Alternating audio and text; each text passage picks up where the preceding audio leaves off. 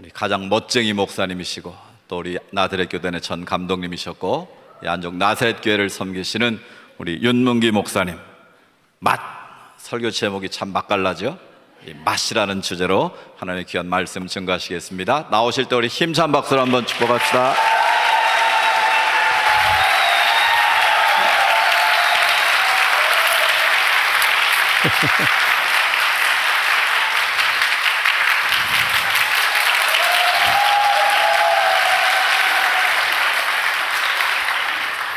있을 때 좀 잘하지. 예? 아주 찬양이 맛있었어요. 제가 3월 말까지 설교를 하고, 그리고 이제 4월 달부터 제 10대 목사님, 제가 안중교회 9대 목사였습니다. 10대 목사님이 새로 오셔서 3주째 설교를 하셨습니다. 제가 들어와서 보고, 야, 우리 후임자가 힘있다, 능력있다, 이렇게 성가대가, 찬양대가 부흥했을 줄이야. 그러고 보니까 연합한 거네. 예.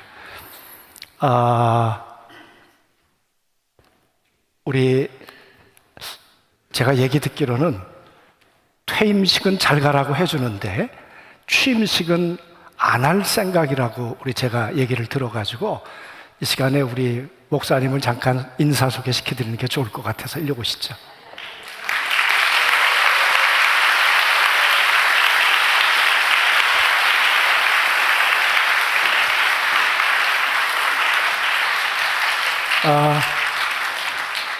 유 목사님이 후임으로 온 지 3주 됐는데 왠지 모르게 교회가 환해졌어.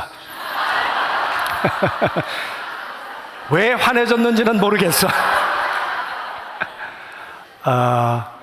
저하고는 제가 전도사 때 고등학생이었습니다. 그리고 전임자였던 유동영 목사님의 둘째 아들이 되십니다. 원래 철학을 공부하고 신학을 공부하고 유학을 가서 보스턴에서 25년 동안 목회 사역을 하다가 이렇게 하나님의 또 청빙을 받아서 10대 목사로 오게 되었습니다. 안중교회가 조금 자랑을 하자면 이 지역에다가 18개 교회를 개척을 했습니다. 그러니까 우리 교회만이 아니고 어떻게 저희 지역을 섬길 것인가, 이제 그런 안중교회 스피릿을 가지고 또 우리 유 목사님이 또 10대 목사로서 여러분과 함께 그렇게 이 지역을, 하나님의 나라를 세우는 일에 귀하게 또 헌신하실 줄로 믿습니다. 오늘 신고식을 좀 받아야 되겠죠?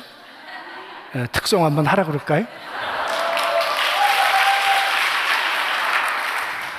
유 목사님이 워낙 또 찬양을 잘하긴 하는데 그럴 기회가 있을 것이라고 생각하고 그냥 인사할 때 큰 박수로 환영해 주시면 좋겠습니다.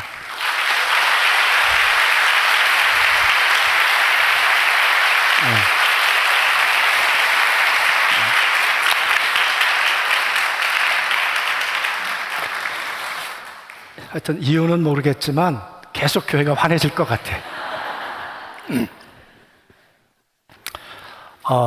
서부 지역 우리 신정수 목사님과 임원들에게 이제 감사를 드려요. 왜냐 그러면 제가 지난해 설교했잖아요.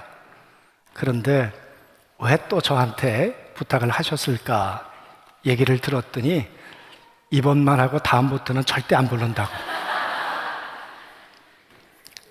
그런 것이 아니고 그동안에 함께 했으니까 한 번 더 말씀을 나누고 그러면 좋겠다, 이렇게 배려를 해 주신 것 같아요. 뭐 떠나는 사람 그냥 가라고 해도 되는데, 제가 감독 선거 끝난 다음에 제 후임자 목사님께 전화를 했어요. 그래서 얼마나 피곤하냐 그랬더니 피곤하대. 왜 피곤하냐 그랬더니 하도 축하한다고 카톡 문자가 많이 와서 그거 읽고 답하느라고. 그런데 나는 한 통 왔어. 응? 어쩌면 그게 세상사인지도 모르는데 하여튼 서부 지역 의리가 있어서 좋아요. 예, 내년에 오라고 해도 또 올 수 있어요. 요즘 여러분 무슨 맛으로 사세요?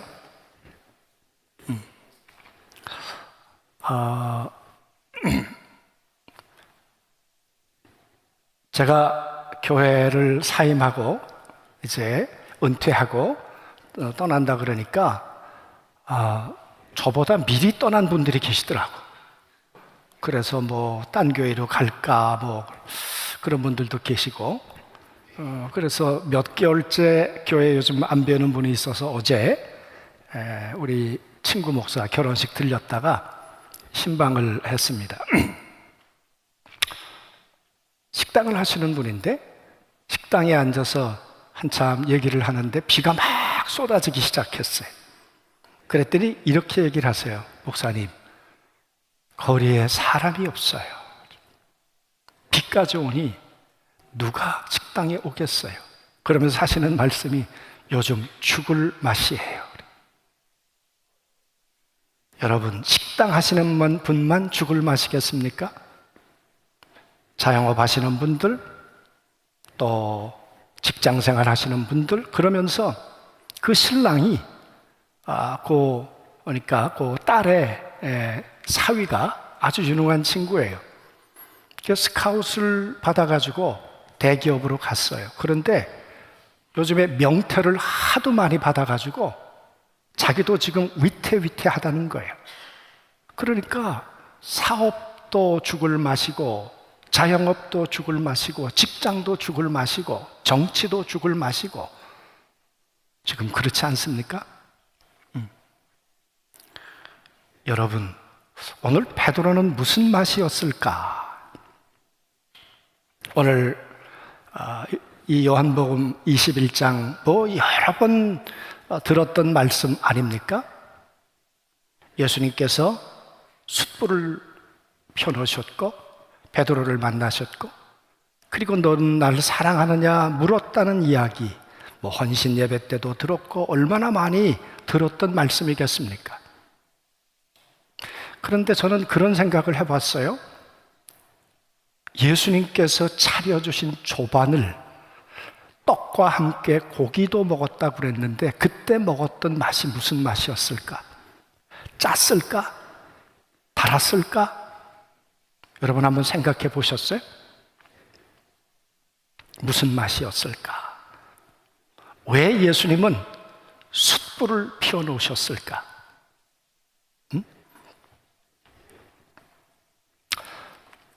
사실 요한복음은 20장으로 모든 이야기가 마무리가 됩니다.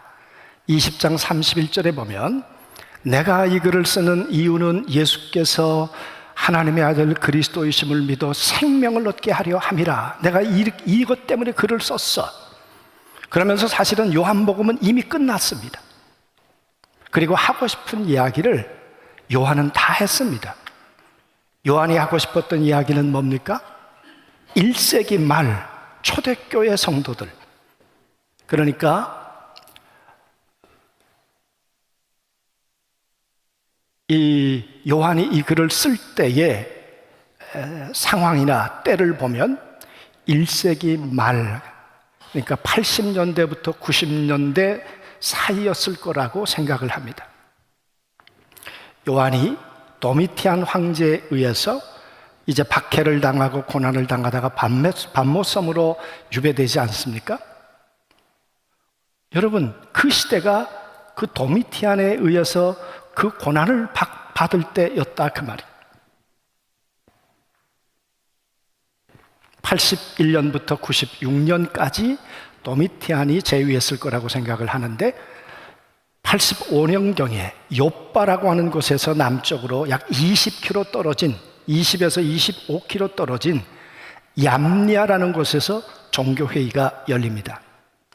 그 종교회의에서 어떤 결정을 하는가 하면 기독교와 유대교는 달라. 처음에는 하나라고 생각했어요. 그래서 로마가 이 예수 믿는 사람을 그렇게 극하게 박해하지 않았습니다. 그런데 얌리아 회의에서 기독교라는 이 보호막이 걷어져 버린 거예요. 그래서 유대교라는 이 우산 밑에서, 엄브렐라 밑에서 이제는 튀쳐나오게 된 거예요. 보호막이 사라져 버렸어요. 그러니까 그때부터 본격적으로 기독교에 대한 박해가 시작이 되었습니다. 그때가 도미티안이었습니다. 여러분, 그들 가운데 어떻게 살았을까요? 그들이 배신하는 사람 없었을까요? 유대교로 다시 돌아가는 사람 없었을까요? 제가 이삿짐 싸느라고 아직도 뭐 책을 좀 웬만한 건 다 버리고 또 필요한 것만 가지고 간다고 했는데, 보니까 이 근거를 찾으려고 했더니 그 책을 찾을 수가 없어요.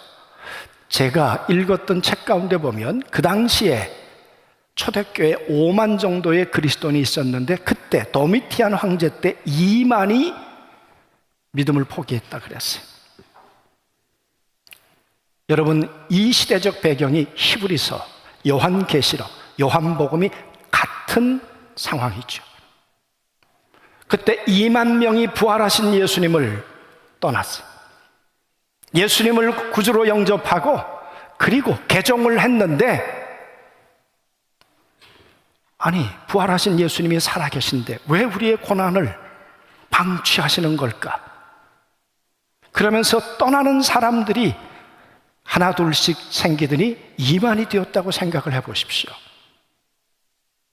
요한은 이런 사람들에게 무슨 말을 지금 전해야 할까? 우리는 종교가 아니야. 우리가 믿는 것은 생명이야. 그래서 예수 그리스도를 믿어 생명을 얻는 거야. 이 생명은 부활을 얻는 거야. 그런데 여러분, 부활을 나 못 믿겠어. 난 부활하신 주님을 나는 만져보기 전까지는 못 믿겠어. 내가 하기 전까지는 나는 못 믿겠어 하는 사람들이 없었겠습니까? 굉장히 많았겠죠. 그래서 요한복음을 쓰면서 마지막 결론이 뭡니까? 도마 이야기입니다. 도마가 뭐라고 말합니까? 내 손으로 옆구리에 손가락에 넣어보기 전까지는 믿지 못할 거야. 난 믿을 수 없어.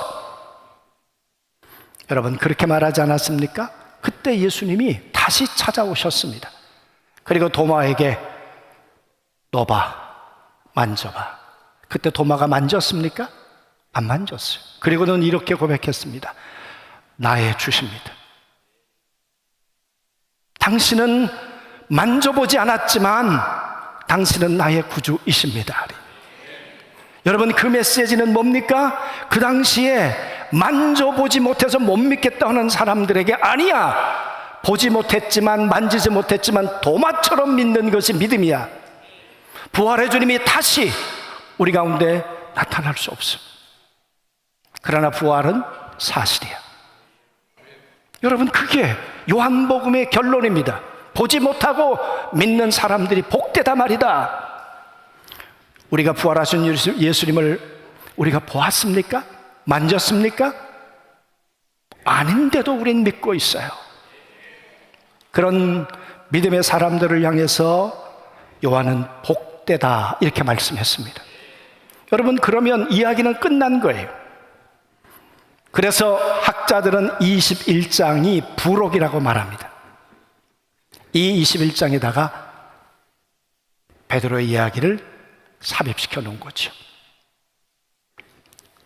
사랑하는 성도 여러분, 베드로가 2만 명처럼 배신했던 사람입니다. 사도였지만, 선택받은 사람이었지만 십자가 앞에서, 대제사장의 뜰 앞에서, 그리고 타오르는 숯불 앞에서 예수님을 배신했던 사람이 베드로입니다. 왜 이 이야기를 했을까요? 너희들처럼 베드로도 배신의 아픔이 있는 사람이야. 배신의 쓴맛을 경험하고 있는 사람이야. 그러지 않았겠습니까?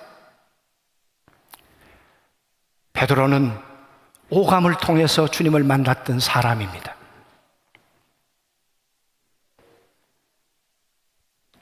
예수님께서 돌아가시기 전에 그에게 성찬에 떡을 떼어 주셨습니다.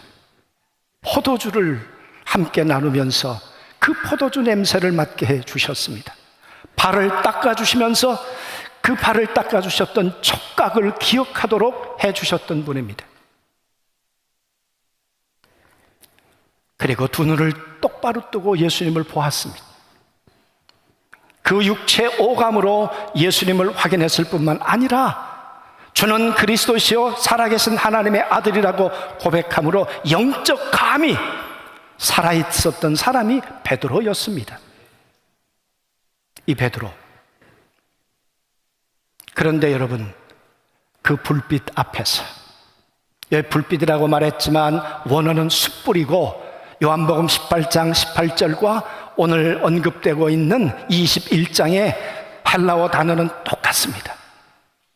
숯불이. 숯불의 그 온도는 400도 정도 됐을 거라고 이야기를 해요. 여러분, 그 온도가 뭐 중요할 수도 있겠죠. 그러나 한번 생각해 보십시오. 베드로가 2번 예수님을 모른다고 부인했습니다. 3번째 부인할 때 예수님이 고개를 돌리셨다 그랬습니다. 여러분, 고개를 돌리셨을 때 불빛이 아니었다면 예수님의 눈빛을 보았겠습니까? 고개를 들렸을 때 예수님이 베드로를 쳐다보는 눈빛, 그는 또렷이 기억했을 것입니다. 어떤 눈망울로 예수님이 베드로를 쳐다보셨겠습니까?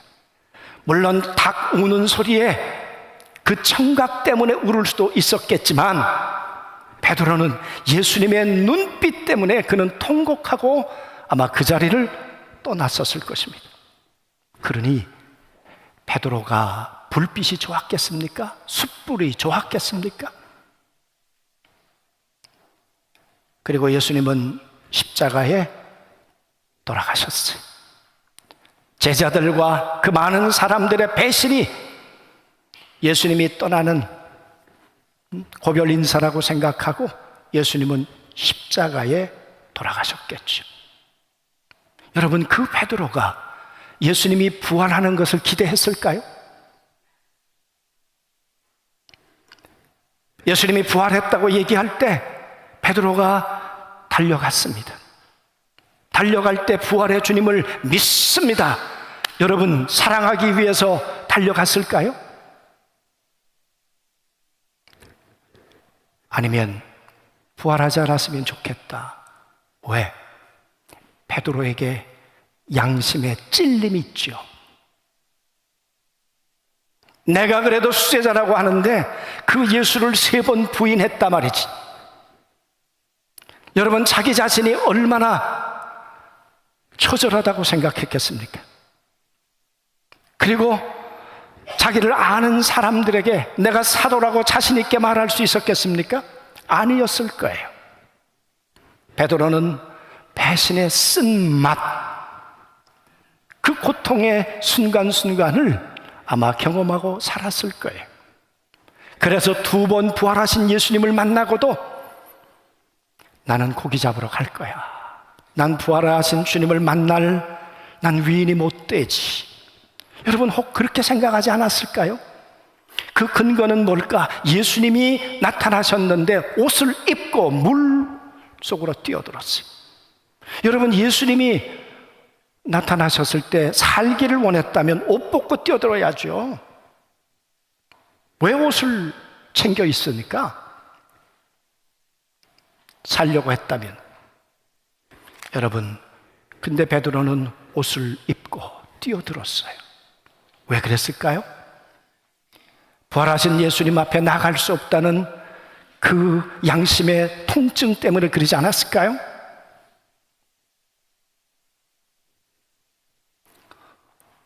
예수님은 베드로의 이 고통을 모르실 리가 없었겠죠. 예수님은 부활하셨지만 베드로는 아직도 십자가 앞에 있습니다.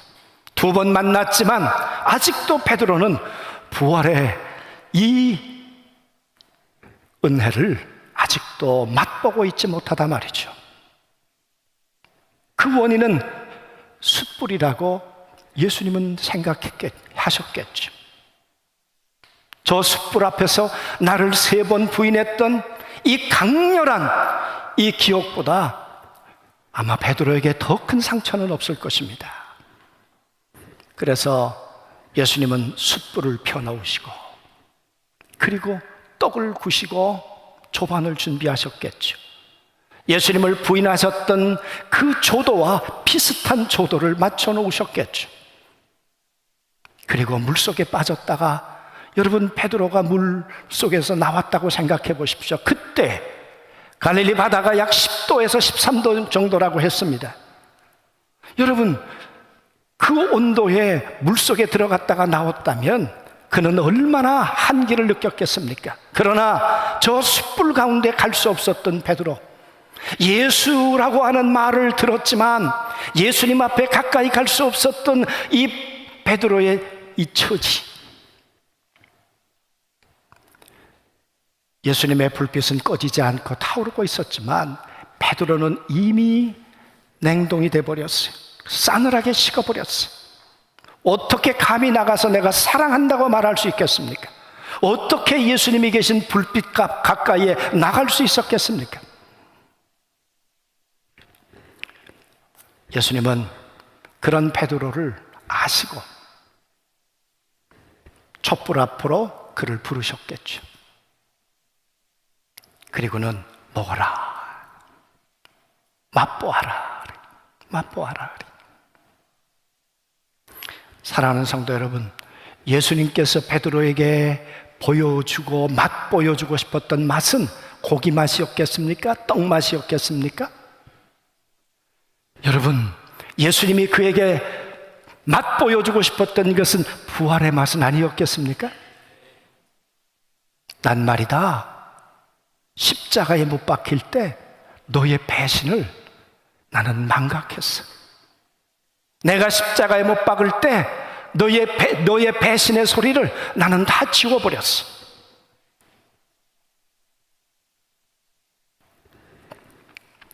그리고 네가 나와 함께 십자가를 넘어 이제 부활의 자리로 나왔으면 좋겠어. 부활의 맛을 맛보았으면 좋겠어. 우리 안중교 성도들은 처음 듣는 것처럼 듣는 거야. 예? 제가 그런 말씀을 몇 번 드렸습니다. 대강교회를 7년 되었을 때 하나님이 이제 한 2,000평, 2,070평이죠. 정확하게 땅을 주셨습니다. 교회를 1층만 졌습니다. 근데 그것도 정말 힘들게 졌습니다. 땅 사느라고 돈이 많이 들어가서. 그래서 여기도 목사님들 가운데 빛 가운데로 걸어가시는 분들 계시잖아요. 네? 그 빛이 무슨 빛인지 모르지만 빛도 내서 교회를 졌습니다. 교회를 어느 정도 짓고 그러고는 있는데 너무 힘들었어요. 그래서 제가 그냥 혼잣말로 힘들다 그랬더니 옆에 있던 어느 분이 우리 앞에서 힘들다고 하지 마세요. 여러분, 그 얘기 듣는 순간에 진액이 빠져나가는 것 같더라고요. 제가 푸념을 하려고 평택대학교에 교수님이 계신데 제게는 누님 같은 분이에요. 제가 신학교 다닐 때 제 등록금을, 결혼 비용을 제가 아플 때 병원비를 대주셨던 정말 잊을 수 없는 분이에요. 그분에게 가서 누님, 내가 이런 일이 있었어. 그랬더니 그 누님이 이렇게 얘기하시더라고요. 통장 번호 가르쳐줘. 그러더니 돈을 넣어주시면서 이렇게 말씀하세요.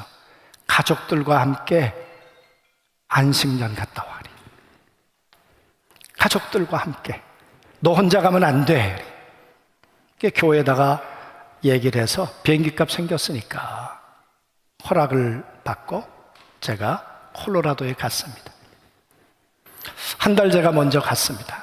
콜로라도에 가서 그 월드 프레이어 센터라고 피터 와그너가 만든 그 기도센터에서 기도를 하는데 둘째 날 아침 퀴티 시간에 한국 여자가 한 번 걸어 나오시는 거예요.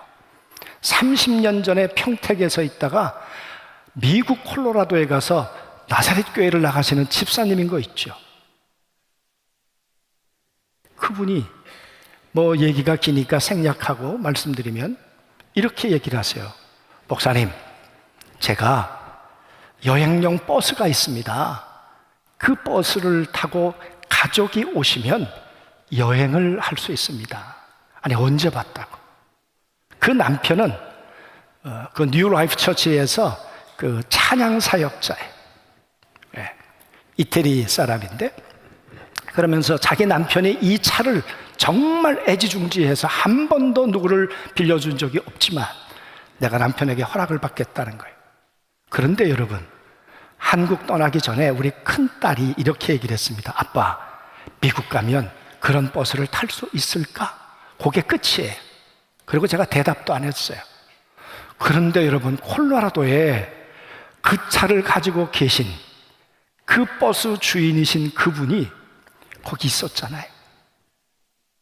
그리고는 그분과 함께 우리 가족들이 콜로라도의 달 밝은 밤에 올라가서 소세지 구워 먹었잖아요. 여러분, 그게 소세지였겠습니까? 하나님의 사랑이었겠습니까? 저는요, 그 맛을 잊을 수가 없습니다. 그 맛을. 정말 우리 주님은 신음소리까지라도 들으시는 분이 우리 주님이십니다. 이 한국에서 목회고 뭐고 다 힘들다. 제가 언제 썼는지 모르지만 그런 글을 쓴 적이 있습니다. 울어버리고 싶을 때가 있다. 아내에게도 들키고 싶지 않은 서러움이 있다. 자식들에게는 그늘이 될까 숨기고 싶은 울음이 있다. 성도라는 타인에게는 울음 섞인 웃음이 있다. 어쩌면 그런 가슴앓이를 하고 정말 베드로가 배신하듯 목회 현장을 배신하고 떠나가고 싶었는데, 그런데 주님은요, 그곳에 우리의 그 한숨 같은 소리를 들으시고 그곳에 그런 분을 준비해 놓으셨더라고요. 하나님 살아계십니다.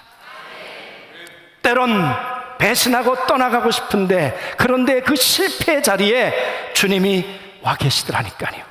그리고 숯불을 펴 놓으시고 우리에게 소세지를, 우리에게 고기를 먹이시면서 육체의 오감을 통해서 그래 먹어라. 그러나 이거는 고기 맛이 아니야. 내 맛이야. 내 살과 피를 먹이고 나는 내 영과 육체 오감을 다 살려내기를 원해. 여러분, 살아가다가 힘들고 어려울 때가 왜 없었겠습니까? 그런데 저는 그 밤, 그 맛, 그 소세지 맛, 그 주님의 위로의 맛, 그 맛이 이겨내게 하는 거예요.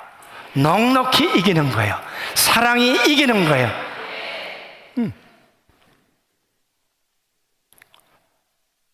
여러분, 오늘 베드로 배신의 쓴맛을 곱씹으며 그렇게 떠나가고 있었을 때 우리 주님은 숯불을 펴놓으시고 다시 그를 부르셔서 먹이시고, 그러면서 내가 만든 레시피는 너하고 달라. 너는 너를 생각하고 두려움 때문에 너는 배신이라고 하는 맛을 만들었지만 나는 하나님을 생각하고 그리고 하나님 앞에 순종을 통해서 그리고 십자가에서 망각이라는 걸 통해서 너를 향한 부활의 맛, 사랑의 맛을 만들었어. 네가 만든 맛과 내가 만든 맛은 레시피가 다르다니까? 여러분, 레시피가 맛을 결정한다는 거 아세요? 제가 이거 얘기하면 또 자랑질이라고 그럴까 봐. 우리 장모님 생신이 엊그저께였는데 저희 집사람이, 저희 아내가 장모님께 이렇게 얘기했어요. 어머니, 윤서방이 글쎄 은퇴하고 나서 매일 밥을 해요. 그랬더니 우리 장모님이 이렇게 말씀하죠. 그런 거 자랑하는 거 아니다. 자랑 아니다. 여자가 할 일 있고 남자가 할 일 있지.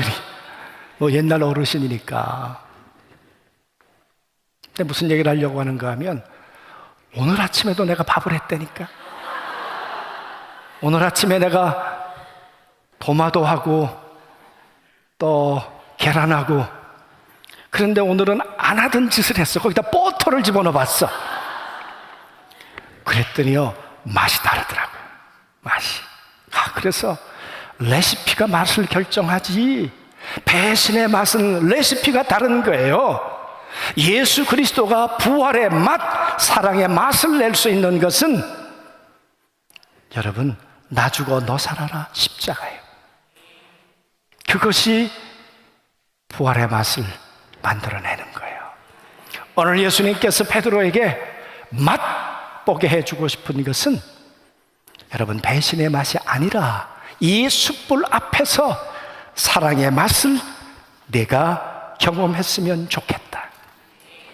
우리 주님은 우리에게 그렇게 다가오실 줄로 믿습니다. 우린 날마다 배신하며 살잖아요. 저도 그래서 저는 뭐 베드로에게 돌 던질 만한 주제가 못 됩니다. 왜? 저도 그렇게 사니까. 언젠가 우리 코로나 때 매일매일 새벽 말씀을 가지고 묵상을 해서 제가 글을 보낸 적이 있습니다. 찾아보다 보니까 이런 글이 있더라고요. 무덤을 넘어 유다의 입맞춤이 만든 무덤, 베드로의 손짓이 만든 무덤, 군중의 소리가 만든 무덤, 빌라도의 권력이 만든 무덤. 인간은 주인을 배신하며 산다. 인간은 스승을 배신하며 산다. 인간은 은혜를 배신하며 산다. 인간은 정의를 배신하며 산다. 배신을 정의라고 하고, 배신을 성공이라고 하고, 배신을 명예라고 하고, 배신을 권력이라고 한다. 망각은 배신의 무덤을 만든다. 사랑은 배신의 입맞춤을 망각한다. 사랑은 배신의 손짓을 망각한다. 사랑은 배신의 소리를 망각한다. 사랑은 배신의 권력을 망각한다. 사랑은 배신과 무덤을 허물었다. 기억을 넘어 부활하고 싶은데, 상처를 넘어 부활하고 싶다. 소리를 넘어 부활하고 싶다. 권력을 넘어 부활하고 싶다. 사랑하는 성도 여러분, 우리 주님이 여러분과 저에게 맛보게 해주고 싶은 것은 부활의 맛이 아니라, 배신의 맛이 아니라 부활의 맛. 내가 망각했어. 내가 다 잊어버렸어. 이제 너도 나와 함께 잊고 망각하고 지워버리고, 그리고 다시 살자. 다시 살자. 그래서 베드로에게 묻잖아요. 네가 나를 사랑하냐고? 여러분, 묻고 있는 이 사랑은 헬라어가 다릅니다. 사랑하냐고 묻는 것은 아카파오로 묻지만 대답은 필레아로 대답합니다. 헬라어는 네 가지 단어가 있습니다. 필레아, 에로스, 스톨게. 이것은 관계적 사랑이에요. 그러나 오늘 예수님이 묻고 있는 이 아가파오라는 단어는 가치적 사랑이에요. 예수님이 요한복음 13장 2절에 이렇게 말씀하시죠. 1절에 떠날 때가 가까이 오셨는데 예수님이 제자들을 사랑하시는데 끝까지 사랑하시느니라 말할 때 이 사랑이란 말은 아가파오, 가치 있게 여겼다는 거예요. 베드로는 배신의 자리에서 자기는 무가치하다고 생각했겠죠. 그러나 오늘 주님은 찾아오셔서, 아니야, 너는 내게 아직도 유효해. 아직도 가치 있어. 나는 너를 아가파오로 사랑해.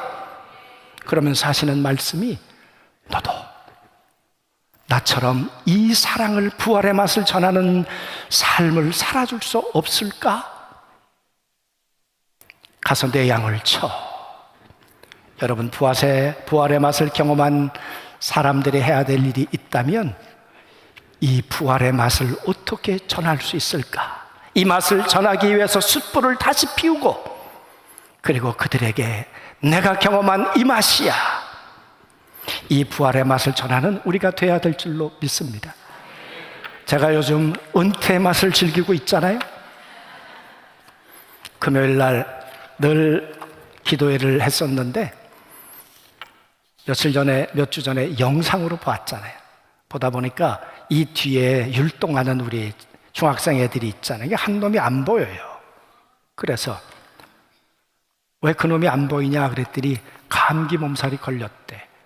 그래가지고 내가 애플파이를 만들었잖아요.